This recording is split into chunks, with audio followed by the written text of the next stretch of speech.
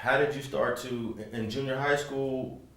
How did you and the other? I'm assuming you were around other Overhills or at that time other guys from the back at Orville Junior High. From 60s period, because it had some that wasn't from the back that was from the Avs that went to Overright. So I did, I knew them. They knew me. We grew up in that area, so they knew me as a youngster. So, I looked up to a lot of them dudes. I really did. I did. I looked up to a lot of them dudes. A lot of them still my big bros. You know what I'm saying? So, because I learned a lot from them, not just being a gang member, because a lot of them dudes are smart. Go to school, get good grades. We wasn't one of them dudes that was just going to school and not doing nothing with our education, because I know a couple of homies that was straight A students damn near. You know what I'm saying? So growing up, I remember going to school and some of the homies would make us go to school. Like, if we catch you out here ditching, we gonna get on you type stuff. So a lot of our homies took education serious. I got a lot of homies who had scholarships. So, had scholarships in football, basketball, baseball. Daryl Strawberry grew up in my neighborhood. You know what I'm saying? So, you got a lot of dudes that had talent and it was educated. Okay, so what's the tipping point? Well, let me ask you about this, because when you're in junior high school, this crack cocaine epidemic is hitting LA hard, and a lot of people in that time period at your age are looking at, this is a quick way for me to go make a couple $100, go flip, whatever, go hustle. Did you ever veer into that part of the hood too? I sold drugs. I sold drugs. I remember I really started. Me and my dad had fell out. Something had happened in the house. Remember, my mother was arguing or whatever. And I kind of got in the middle of it. And I pushed him. He looked at me, I looked at him. I shot out the back door. He come chasing me. I hit the back gate. Go down Sloss, and he in his van chasing me down, but I was hitting gates, so he couldn't catch me. But I had ran away from home, so that's when I started really venturing, getting my hand all the way into selling drugs. But I sold drugs. And at this time, what was your mom and dad, were they realizing that you're getting closer and closer into the streets? Yeah. And what was their reaction to you? My mother was scared. She was scared for me. My dad,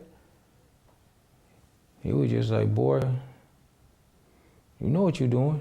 I ain't gonna keep getting on you, because you know what you're doing, man. And you know when the shit hit the fan, what you gonna do? Basically, my dad didn't want nothing. My dad wanted nothing but the best for me, man. I just made these decisions. I just made them decisions, man. It was everything is based on a choice. And I made the choice to hang out and do what I did, man. My mother was scared for me, and my mother was like, she did everything she could. But because where I was at that time, I wasn't really trying to hear that. No, I respect my mother. I never brought this stuff home to my mother. That's one thing I never did, was bring my gang back. I never brought at least I thought I wasn't bringing nothing home to my mother or to my family like that, because I have little brothers and sisters that I was very overprotective of too. I wouldn't even let my sister come down there and come to the neighborhood, or none of that. So my little brother was only like 10, not even. When I left the streets, he was 10. And my oldest brother's a year older than me. He was already in the streets, but he was from the east side. So. Now, when you got between your mom and your dad and created the conflict with your dad, how old were you, and how big were you physically compared to your dad? I was 17, and my dad was tall. He was a big dude. He was a cement finisher, so he was solid.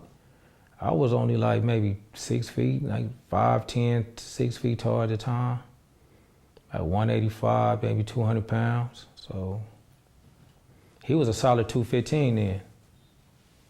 So it was no taking your dad at that Nah, time. I wasn't taking him, man. My pops strong and he could fight, man. That dude could fight. He done touched me up a couple times in that room, so I know he hit hard. Yeah. Some of us are fortunate to grow bigger than our dads at a young age, but some of us never get bigger than our dads. You know, I looked up to my dad, man. I really looked up to my dad, and my dad was like a hero. He was like my hero, man, because you don't find too many fathers out here that's still with their wife for this long and making sure that food is on the table, you know, going to work every day, despite of his addiction of alcohol, that he's still taking his butt to work. He's still working hard every day. He's still, if we out of line, he chastises us when we out of line, because when he's in the house and he look at you crazy, you better shut up. And that's just what it is. And he had that effect on us like that, like, come on, man. But he loved us. Just like my mama. My mother the same way. Now, you mentioned your siblings briefly. You were overprotective of them. You had just one older brother that was in the streets, and the others were not. You know, well, eventually my little brother, but my sisters, no. My little sister almost ventured out in the neighborhood, but luckily my little sister caught her in time. You know what I'm saying? And they're successful today. So your little brother became from 60s too? And my little brother ended up being from the neighborhood, but he's a married man with kids now, and he living his life, taking care of his kids. You know, he's doing what he do. He's been in trouble before. My brother, he's seen the light. You know what I'm saying? He's cool. So you dipped in and dipped out? Yeah, only because I went to prison. If I was out here, I don't think he would have did it. But because I was in jail, I think my brother was more or less like trying to follow my footsteps. That's all. So to a certain degree, your stretch saved him a little bit. If that's what inspired him to fall back? Well, no, because he fell in while I was in jail. I think him going to jail itself kind of made him see some understanding that he needed, and him having kids. Because he got 3 kids, he got 4 kids, and he's married, so. And then your brother that was from the east side, how did his life fare? He ended up dying. He died last year or the year before. Yeah, he ended up passing away. But we was tight. Me and my brother was tight. He got out the streets early though. He was in the streets when he was over there, but he got out of it kind of early. He went to Job Corps. We both went to Job Corps. He stayed. I went to jail. I went to jail out there and got kicked out and came on back. He opted to stay and he got an education. He ended up having kids.